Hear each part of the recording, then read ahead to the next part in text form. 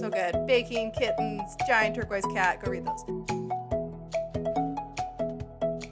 I feel personally victimized by Netflix at this point. Like always, I just have to talk about shows.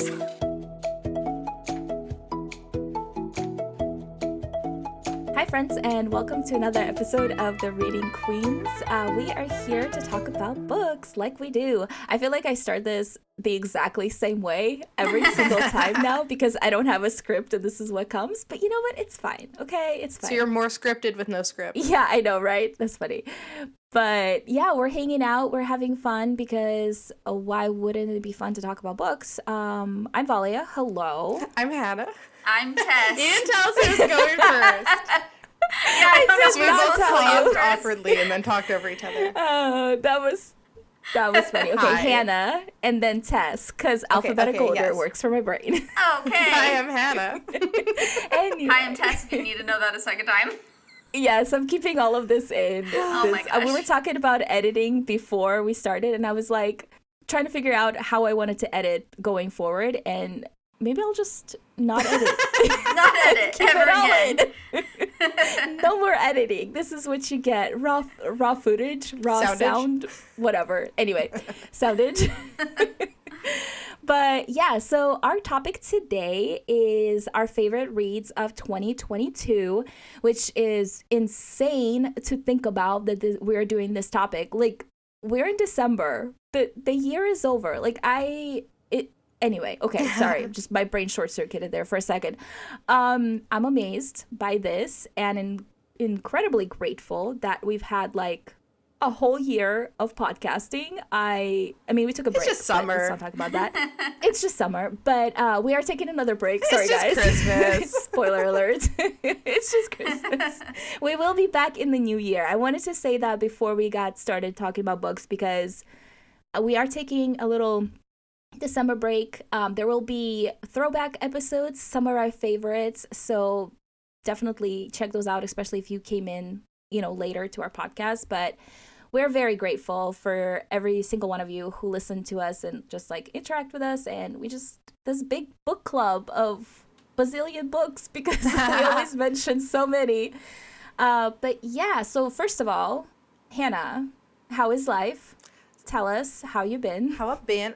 It's snowy over here. We hit snow like early November, and I thought it was going to go away because usually in BC it snows and then it melts, but it just stayed, and now it's like 2 feet deep snow out there. So I guess we're having a snow year, which on the one hand makes it trickier for hiking. Me and my hiking buddy had to take out like ski poles, like not with skis, but just to like get down the mountain without dying. It was good times. So I think maybe it'll be a snowshoeing year, which is kind of fun. But okay. I actually like it when it gets snowy in November and early December, because sometimes we don't even have a white Christmas here. Like, it's very up in the air. We're kind of on the edge of the zone where we get snow, right? But I find, because I get seasonal affective disorder, like the sadness and the sadness. Yes, that snow actually helps me, even though it's colder out, because it's not dark and gross. Because it's usually just like muddy and dead trees, and you're like, I guess that's cool. When is it Christmas? So it's more fun to have snow. Makes me happy, but I also am planning a trip in January where I get to escape the snow, which will also make me happy. So that's fun. I mean, we did our first cookie baking yesterday. We made cinnamon shortbread, which is my always the one I start with because I must like it best. I don't know.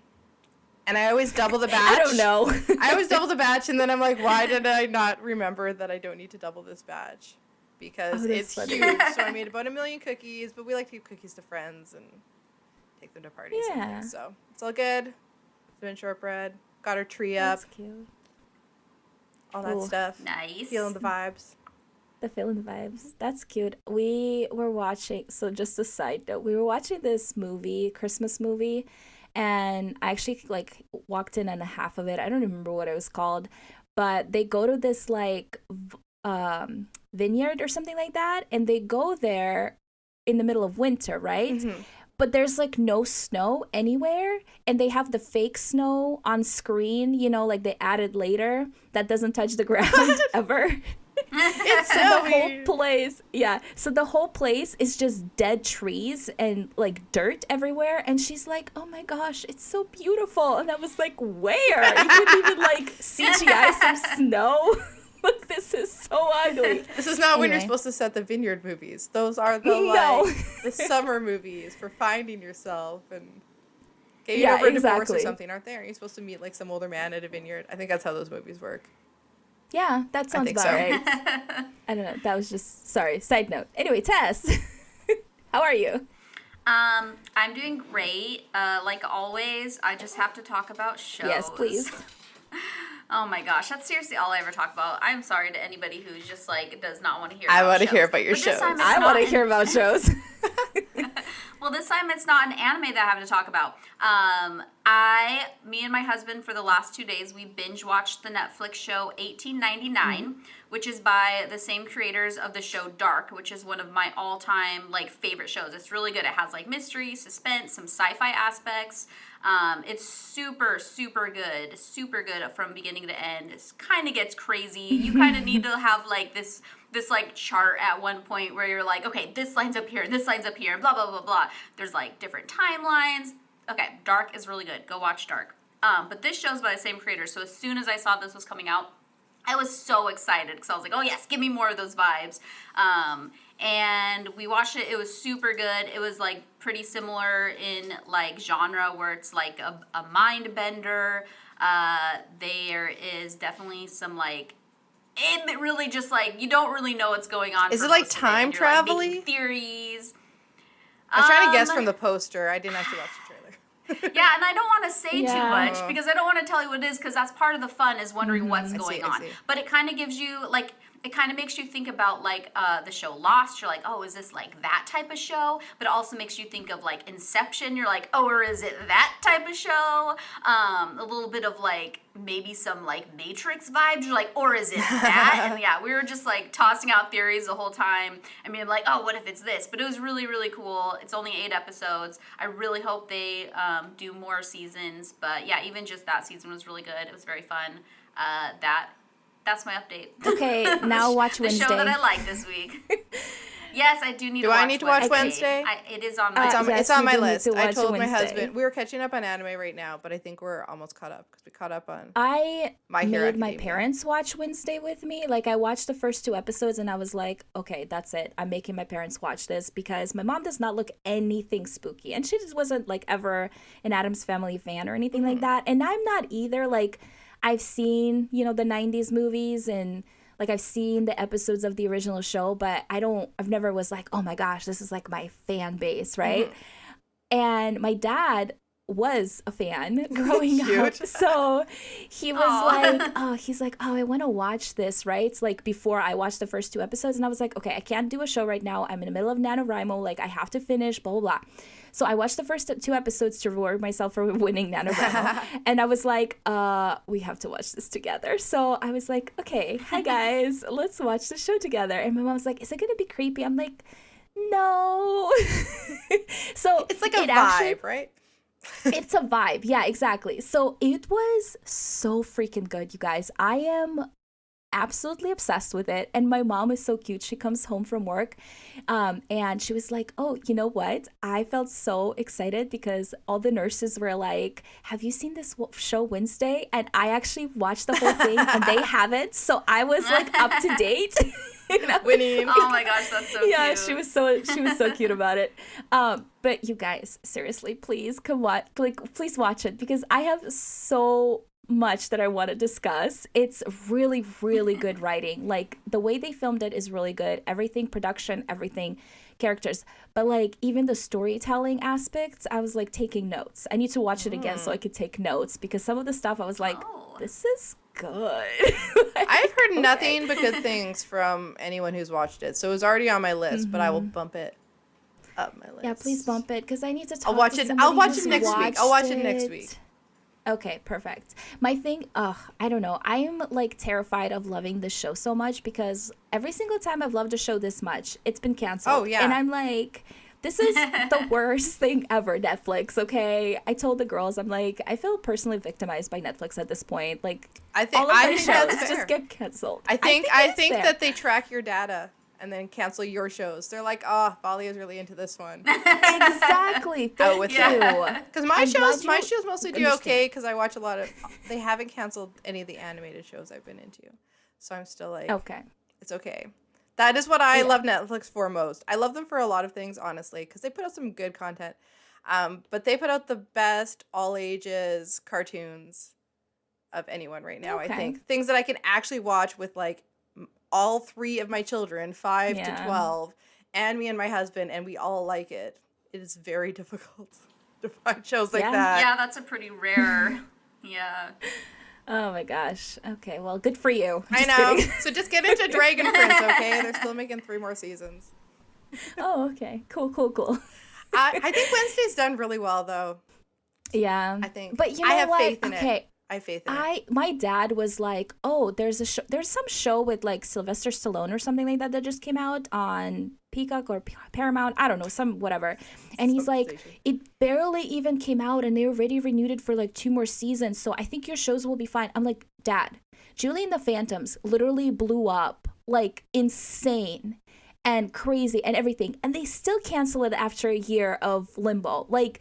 Don't talk to me about my shows, okay? Well, and Netflix does it different than other places. Yeah, So you just yeah. can't trust Netflix. Yeah, you just can't trust Netflix. So anyway, this is where we're at. But please, everybody, watch Wednesday. So maybe I can have a second season. I'll because do I my need best. a second season. But does it wrap up well after the first season? Or is it like cliffhanger? Yeah, I mean, like, yeah. No, Yeah, it's it like, got a good arc. it has a good arc. They leave a lot of things unanswered, like you would if you wanted to make more stuff. But I feel like this particular season is very like self-contained in that you got the beginning, middle, and end for it. And then also like, ooh, but what if kind of thing at the end. And okay, I can't like tell you things without you watching it because I'm gonna spoil things. Anyway, We'll talk later. let's talk about some books, okay? So, we're definitely going to talk later. But favorite reads of 2022. We're just going to kind of just talk about them. Probably not in like depth, but tell me what you really loved this year. I don't know. You want to do it one at a time, or do you want to just kind of like Hanna dump, Tess dump, me dump, or whatever? I narrowed mine down to 4. Ooh, okay. I narrowed mine down to 3. I tried. Awesome. I tried, but I then I did couldn't not. get it between the last 2. All right, Hanna, let's just start with you. Go for you just it. want all of mine? Yeah, All just the go. things? Yeah. Okay.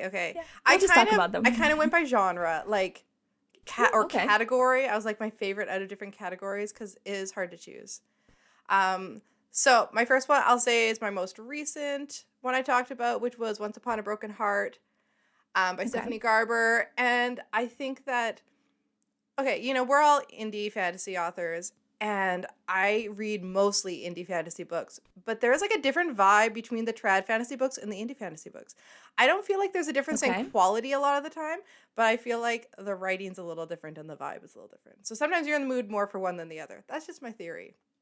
So that's my favorite. Okay, hold on. Okay. What do you mean by vibe? Like what do you maybe just that indie books tend to be a little bingier in general and a little more like, I don't know if I'd say they're more romance focused, but like, yeah, and maybe and like a higher demand for maybe angst, and also more series.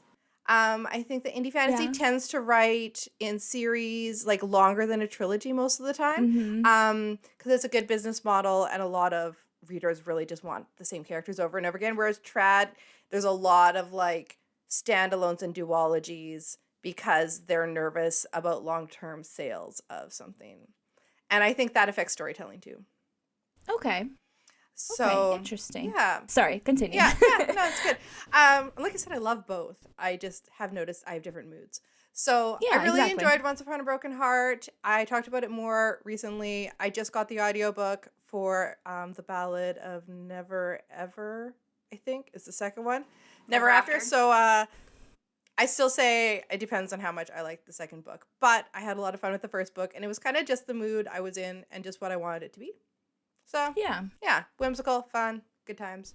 So then on the indie fantasy side, I think my favorites, other than, I have to say, Valia's book and Tessa's book, which both came out this year, which I love so much. Oh, I love you guys and your books. So like that's just like obviously. So besides that, I love, like, you guys don't count. You're like, you guys are automatically in. We know. Read The Golden Slipper. Read the I can't remember. Taste of Poison. They're both like, yeah, so good. Baking Kittens, Giant Turquoise Cat. Go read those. Baking Kittens. Not actually together. Oh, that should be my next book. Not like baking the kittens, but kittens who bake. Okay, that's a lot cuter because I was thinking about kittens in a pie, and I was like, Hannah, this is a Valia book. Hannah's not You're right. going to write a book about kittens being baked? I feel like the villain in like a Baba Yaga thing would do that. Exactly. We're never getting through these lists here. Oh my gosh, yeah. I'm reaching the chaos. Okay. Carry on. I'm counting the entire trilogy. The second two books came out in January of The Pack of Dawn and Destiny by K.M. Shea, which was her werewolf one, and I just love all her Magic Forward ones, as I've said before. So you can go back and listen to that more too. But I binged them. They're wonderful. They gave me feels. It's so fun. Then for rom-coms, and I read quite a few that were actually quite good, but I'm just going with The Love Hypothesis because one of my favorite tropes, so there's two of my favorite tropes in there. I love fake dating, and I love nerds in love. I have considered its own genre, like really nerdy people. Any kind of really nerdiness when they fall in love, and it's usually awkward. And I love it because I am awkward and nerdy too, even though I'm definitely not a scientist. And I wasn't mad about the Raylo vibes either. So yeah, that one was cute. I feel like if you haven't read it by now, maybe you won't, but it was a fun time. And then I read to my children. So me and my husband swap nights, and we each have a middle grade book that we're reading to the big kids, although he also read them all of Lord of the Rings this year. Love it. Oh, wow. I know, I was impressed. I was like, And then we read like Geronimo Stilton to my youngest, which we just read the same book because we don't actually care what happens to Geronimo Stilton. Sorry. Like they're the chapter books. You're like, oh, look, I'm here now. Okay, there's like no character arc or anything. Right. But The Trials of Morrigan Crow by Jessica Townsend was one of my very favorite books I read this year. It is middle grade in that like really whimsical, crazy way where you're just waiting to see what the world building, like, what is she going to come up with next? Like, they... Okay. Like, instead of a subway, they have a brawly rail where they, like, hook their umbrellas onto this thing and it, like, zips them around and then they have to, like, drop off on their, like, right spot. Oh, that's cool. And there's, like, a magical school. It doesn't go quite as magical school as I want. It's not, like, quite Harry Potter. But there's, like, talking animals. Like, everything is just nuts, but it also, like... It's probably the darkest series I read this year. It's like whimsy, but with the dark side. Really? People do not expect middle grade to be dark, and I think people just don't read enough middle grade, because I've read a lot of it in the last couple of years. Yeah, middle grade can get dark. It can get pretty dark. I think because they're going for an emotional arc without romance. And that can lead to some stuff. Book 3 was not my favorite because she wrote it in 2019, but it had a full-on, like, pandemic and race riots, and I was like, were you like looking to a crystal ball? It was very uncomfortable to read in 2022. So I'm like hoping that book 4 is a little less politically charged. I'm already living in this. I want to escape into a book. But the first two, like, I really recommend them even if you don't read middle grade. I think they're incredibly well written. The characters are great, and like the whimsy is super, super fun. So I'm really grateful that my kids still let me read to them, because otherwise I wouldn't read middle grade. Yeah. And I found some good ones. That's awesome. I love that. I love that he read the whole Lord of the Rings trilogy. Sorry, I'm still on that. I know. I think he started when they were 9 and 11. And I was like, are you going to make them hate your favorite books by trying to like make them love them too soon? But I feel like if you're reading out loud to someone, they're usually like, all right, just go with it. Yeah. So now, It's a little Yeah. different. so I'm like, I read them myself when I was 12, but like not 9. It's just his Oh favorite. my He's a big gosh. Tolkien nerd. He's the one when we were watching Yeah. the movies. Oh. He was like trying to explain to them like whose like ancestors were like whose ancestors and Oh like my blah gosh. blah blah. And It's going deep into the lore. my oldest, who I think was 10 at the time, was like, "What's that elf guy's name again?" Like I'm like, yeah, she's not at the lore stage yet. We're like, can't remember which one's Oh my Legolas. gosh. Like, take it down a That's notch. funny. But she's the one who'll be like, "Dad, can we rewatch the movies?" And he's like, "Yes." And they all like, Oh. Cute. It's super cute. Cute. we're a nerd I family. love it. We I love own it. It's good. Raising our little I'm nerd here for children. it. Yep. Oh my goodness, that's adorable. Good books. Yeah, Good books. and I feel like in read general some I of had a good those, one. so I had a better year Yeah. than you, I think. I think everybody had a better year than me. Anyway, Tess, let's talk about your books first. Okay, well, so my favorite book, I think this is very, like, it's very prophetic because this was one of my anticipated reads when we did the anticipated So reads you of just 2022 knew. You knew it podcast. was going to be a test book. Yeah, I knew I was gonna love this book, which is I will say that, like, you know, sometimes I'm really hyped about a book and it doesn't quite deliver. And that's not the case with this one. I was hyped about this book because, okay, well, I should probably just say what it is. It's Daughter of the Moon Goddess by Sue Lin Tan. And I was already just hyped about the premise. The cover is pretty, both the US and the UK cover. So I'm like, oh yes, I must read this book based on the cover. And I got the Fairy Loot edition because I subscribed to Fairy Loot, and that was just like super gorgeous. So already I'm like hyping this book up way high. I have these really high expectations because of the cover, and I'm like, okay, am I gonna love this book? I loved the book. It's so good. I'm pretty sure I already talked about it on the podcast. I don't I actually think remember. Yeah, I if think did you not. did. I probably did, and I probably already raved about it, but I loved it so much. And I read it pretty early on in the year. I think I read it in March. And like the way I chose my top 3 favorite were based on how long they've stuck with me, because it's hard because sometimes you'll read a book and you absolutely love it, 5 stars, but then, like, you know, a few months later it just doesn't really like stick with you, and that doesn't mean it wasn't like a great read and it wasn't one of your favorite reads, at least for me. And maybe it's because my memory isn't always awesome, but this book has stuck with me, and I've just been like, every time I think about it, I just get those like feels, those like really nostalgic feels, and I just want them back again. Like, I am not the type of person to reread books because I have way too many books on my TBR, and I'm just like, as soon as I try to reread a book, I start getting stressed out because I'm like, all this time I could be reading I'm a not new being book. efficient. Yeah, but I do feel tempted to read this book again because I just loved the feels, and there was like the romance is stressful and angsty.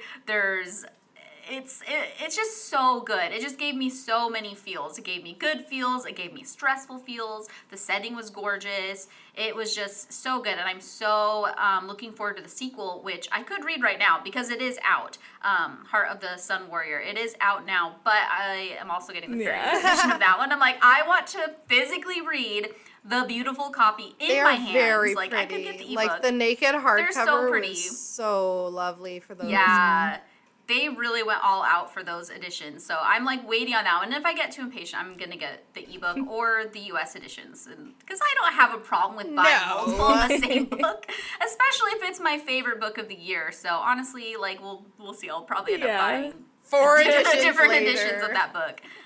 She just has its honestly, own shelf. I would collect I would collect every edition of the book. It's just so gorgeous, and I just loved it. Sue Lin Tan's a really great writer, and I'm just like, I want to read everything you write ever. Write me more books. So anyways, that was my number 1 favorite. It was my favorite. Like, as soon as I read it in March, I'm like, okay, this is my favorite read of the year, and it stayed. conquered all the other books. Yep, all the way to the end. I'm like, yep, still my favorite. And then, so my next favorite reads were, I really love The Plated Prisoner. And that one was funny because if you like look on any of the like young adult fantasy or adult, I mean, technically this is an adult fantasy series, but it is hyped. It is really, really popular. But there's also a lot of contrasting opinions about it, especially people who just read the first scene, the first book, and they're like, okay, that's not what I'm expecting. because it does have some like dark content and some like some that some people might not be uncomfortable with. So I knew that going in, and because I was prepared, I actually thought that it was like handled pretty well, because I'm like expecting this like absolutely like disturbing book because I'm pretty sensitive. But because I was like warned so much about it, and like so many people said like the first book is not like that, there's not a romance story in it. Like if you're thinking of there is sex in it, but that doesn't equate to romance. There's not a romance in it. The romance in it is pretty toxic, and I knew that going in. So again, I had all these things that like maybe if I had expected something different, I would have been shocked, but I knew what I was getting into, so I didn't have to worry about like that level of disappointment. So I really loved it. I'm like, okay, this is great. Like the character development is really cool. There's some great like plot going on, and so I haven't read the fourth book yet. I have it, but I'm a mood reader, so I have to wait until the mood strikes me. But I haven't read the fourth book, which is Glow, but I have read the first three, and they're just really good books. They're just like, they're super interesting. The magic system is intriguing. So I read that. For a second, do we want to pause and wait till Hannah comes back, or should I just keep talking? Okay, it's not weird that it's just us talking. Yeah, for a Hannah while, just right? left us. It's fine, but she'll be back. Okay, so it was really hard to find like my next favorite. Not because I didn't have another favorite, but because I really liked a lot of the books that I read this year. But the other one that I feel like really stuck with me and gives me that feeling of like, man, I really want to like return to those vibes again, kind of like I feel about Daughter of the Moon Goddess, is The Undertaking of Heart and Mercy by, I have to look it up because this is like the author Banning. that I'm like what? Megan Bannon, yes. Okay. Oh, and did I even mention Plated Prisoner is by Raven Kennedy? But I'm like, that series is so popular, like Everybody just knows. Yeah, everyone already knows about that one. But anyways, The Undertaking of Heart and Mercy. And I think you talked about this on the podcast No, already? I think you talked about it on a podcast. Did but I talk about it? Oh, read okay. it after. Yeah. Okay, so maybe I did already talk about it, so I won't go like into too many that's fine. details. But this one's really good if you're looking for rom-com vibes, but set in like a high fantasy setting. It is kind of contemporary. Like it's not like medieval. Yeah. It's kind of weird, kind of like in this, it almost makes you feel like you're in a dream because it's not like this, it's not modern technology, but it's also not medieval, and it's not like, you can't just pin it down to one era, but it is a secondary world that feels like our world, but also magical. So it's weird in like a cool way that I really liked it. It's so rom-com-y. It is straight up a rom-com, but in a fantasy But like a world. slow rom-com. Like, I felt like it took like a while, like, which I loved. Like, you could see it like develop. Like, it wasn't, they met on the second page and we're like, it's rom-com now. Like, no, there was all this other stuff that happened too. So yeah, I want fantasy rom-coms to become really like the whole thing. Like, we're getting romantasy to be a thing. Yes. I'm like, I don't know how you would say it. Rom-com fantasy? I feel like that's what I've been trying to write, honestly. And if more people could write those, I would just be a happy camper. I mean, I'm with you on that because that's like my favorite. I also, so for Undertaking, I felt like when I was reading it, I was thinking that it was like the 80s. Like in my head. Yeah, I kind of felt like that too. Okay. Like it's one of those ones where you can't quite pin it down because there's not like they have televisions and like cell phones. I don't think they didn't have cell phones, right? No, I think they used like a rotary phone. If they did any so it's like it has this Mod Podge. What is Mod? Hodgepodge. Mod Podge is the like glue. Mod Podge is glue. Anyways, hodgepodge. You can also Mod Podge it if you want. Of these like different technologies and eras. It was just really cool. It was, and like I thought, like maybe it would define it at some point. It really doesn't. It doesn't define the world. And sometimes in books that can stress me out, where I'm like, I need you to define the world and how and why everything's happening. Like, give me more. But this one, I think it worked because it kind of kept you in that like dreamlike state where you're just like I don't really understand what's going on in this world, but like all the feels. I don't really need to either. I like it has all the like emotions, and the characters are really what you're like focusing on. So that one is there's so many more too. I loved a lot of books this year. Like I could go on and on and on, but I was like, nope, I'm gonna narrow it down to 3. I'm so jealous that you guys loved so many of your reads. I think you picked up too many like NetGalleys on a whim. That's my theory. No. Okay. I picked up a few, and then the rest were sent to me. So not my idea. No, it's funny though, because I lamented to the girls about this already like throughout the year, but I feel like a lot of my reads this year were just things that didn't meet expectations, like the way they were presented, the way they were marketed, and then I read it and I'm like, where?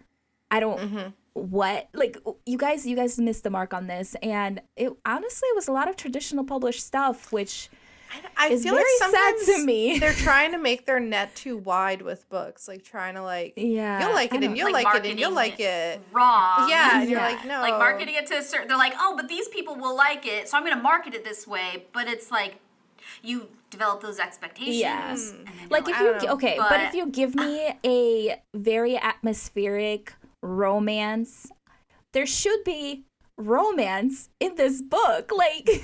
That seems very fair. Oh my gosh. I seriously, honestly, we need to do an episode where I just rant, but we won't. Anyway, okay, so. Keep it positive.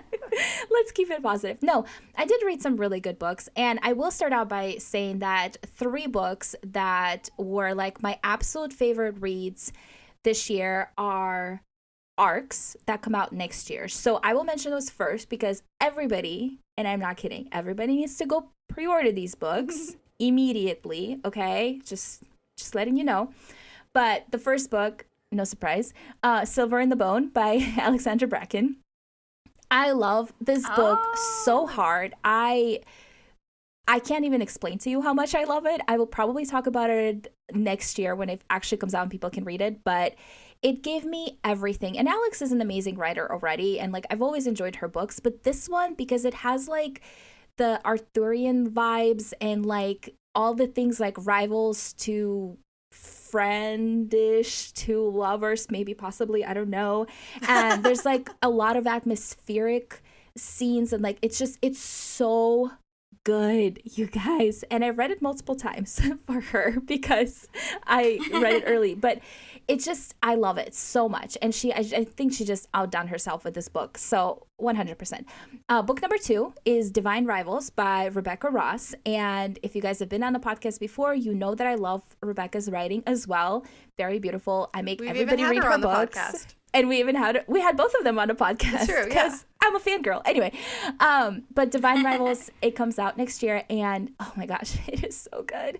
And I just like loved everything about it. And it's like you've got mail kind of situation, and there's like these secret, but they're letters instead of emails because it's like a fantasy world. Anyway, it's really cute and it's beautiful, as is Rebecca's writing always is. So 100% please pre-order it and read it and love it, because I would like to talk about it.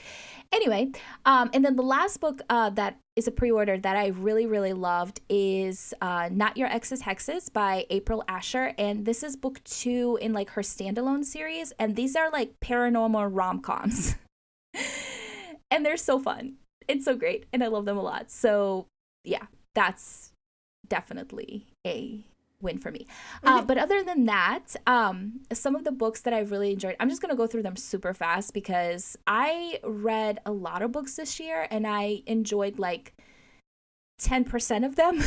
But you read so much more than you did the year before, which I think is fantastic. You read so much this year. Yeah, that is actually true. Thank you for pointing that out. I feel better. But I've talked about some of these books already. I think I talked about Nonchalant Sleep by Ellie Marney. It's like a 80s teen Criminal Minds-esque setting, and it's just a standalone, and it's really great. It's these 2 teens who have been through a trauma get brought in by FBI to help them catch a serial killer. It's so good. Okay, It sounds very Valia-ish. It's so my book, but it was so well written and so great. I did read the It Happened One Summer and Hook, Line, and Sinker by Tessa Bailey, which I really enjoyed. I thought both of those were really adorable, and I got my Grumpy Sunshine and I got my Friends to Lovers, which are I love so much. This Vicious Grace, obviously we've talked about this on the podcast. I'm obsessed with that book. It was really, really good. There was another one that I was going to mention that I really enjoyed. Oh, obviously The Undertaking. I really like that one. Alice Feeney's Daisy Darker. That was one of my favorite thriller reads this year. I thought that was so well written, and it just had a lot of my favorite setting, my favorite tropes in it, but spun in a really fun way. Which, this is what I always say. I think I can predict a lot of things in books really early on, but if you take me on a journey, an enjoyable journey to get there, I am fine with it, So I felt like this one did that really, really well. And even though I predicted a lot of things, I just I enjoyed getting there. And then I think my last one is How to Survive Your Murder by Danielle Valentine. And this one is super slashery, really fun, fast read that I really enjoyed. Abby was like, you have to read this. This is a Valia book. And I read it and I loved it. And there we are. And okay, wait. That's why you need reading friends. I know, exactly. You definitely need reading friends. I will mention The Bodyguard by Catherine Center. That was a audiobook that I listened to. And that one was really, really fun because she is the bodyguard. And I really, really enjoyed it. It was very slow romance, but it was really good. And I really, really liked it. So those are my books. Also, everybody needs to read, all of our books because they were all good. I was like, do I just list all the books? No. But yeah, the Queens have come out with some really good books this year, and everybody just needs to pick them up if you haven't yet, because it definitely gives you a range of feels and settings and backgrounds and everything that you need for every mood. So definitely a win for the year for us. Yay. Yay. Also, my cat is losing her mind. She was crying to get into my office, and now she's crying to get out. She's trying to open the door right now. She's wants insane. The door to be open. She's just insane. Anyway, cats are there's a door. Why can't I go through it? I don't care what side I'm on. I just want the option. Yeah, exactly. So very fast, because we gotta go. But Hannah, I want to hear what you're reading next. Do you have something? What am I reading next? The Ballad of Never After. Oh, okay. You're actually reading because I just got the audiobook. Because sadly, I'm halfway through. What's it called? The tea one with the poison. Oh yeah, I have that one. It's pretty. Poison. Something steeped in poison.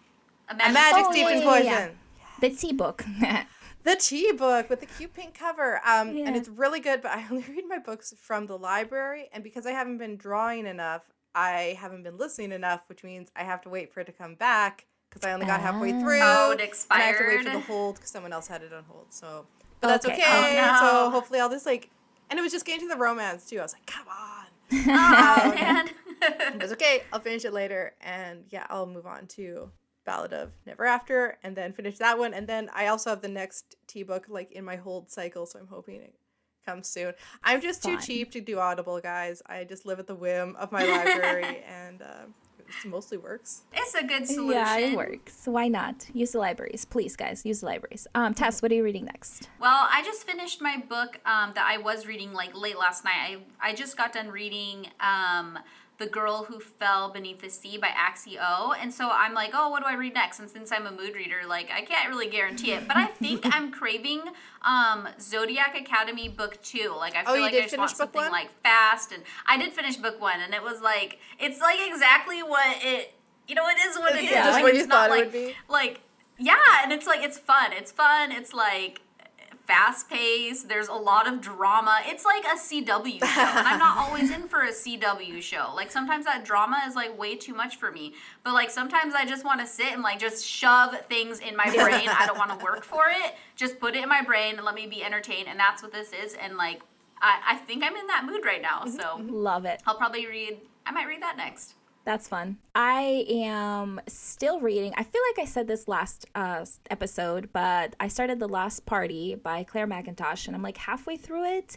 And it's a police procedure, so like I'm taking my time with it because it's just a lot of POVs and a lot of information and everything. And I really enjoy her writing style, so I'm liking it. And then I'm also reading Love Light Farms, which is hitting my holiday rom-com feel vibes that I needed so desperately after I read In the Holidays. So here we are.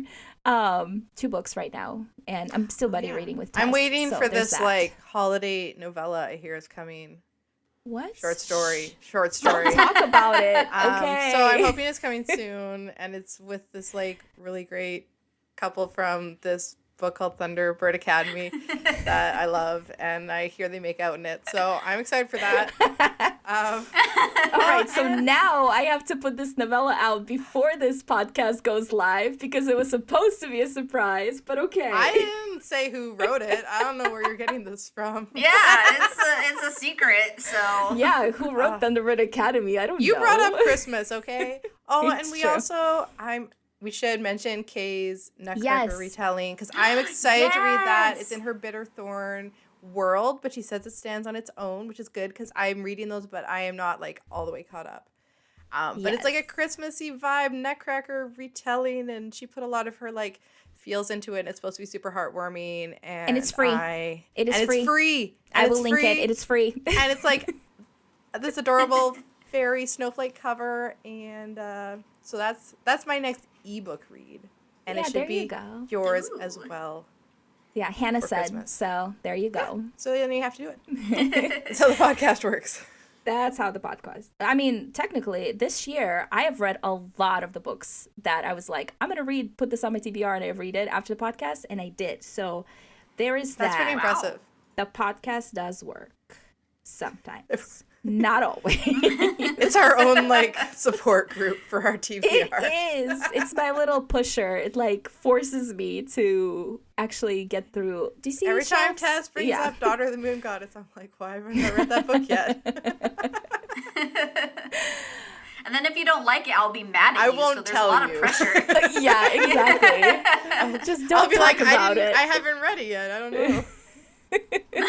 It's on my TBR. Anyway, yeah, so yay us for all these books that we read this year.